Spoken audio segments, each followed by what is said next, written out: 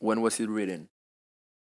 Paul wrote this letter while imprisoned in Caesarea between the years 57 and 59. Why was it written? The Philippian church had sent Paul a gift by a messenger named Epaphroditus. When Epaphroditus fell ill while performing his duties, Paul decided to send him back to the Philippi and ask that the church receive him with joy and hold him with high regard. This letter stands out as one of the most personal that Paul wrote. It is joyful in nature and doesn't harshly rebuke the congregation. He shows his immense gratitude to the church by thanking them for their generous gift.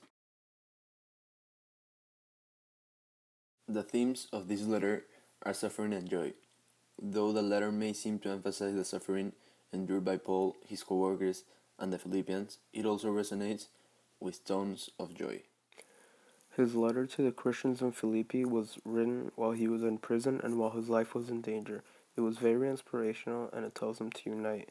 His letter was written as a thank you note towards the Philippians. Paul's letter has several objectives, such as informing to the people of how his time in jail was going. He also wrote about what he wanted to do when he was released from jail. He encourages humility in the church and writes about the consequences of false teachings.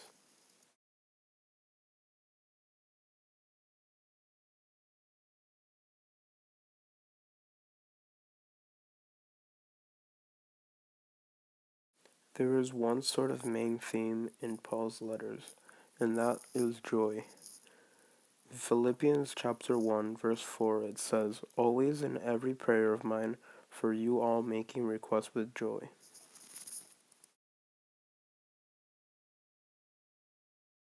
In Philippians chapter 4 verse 4 it says, "Rejoice in the Lord always, and again I say rejoice."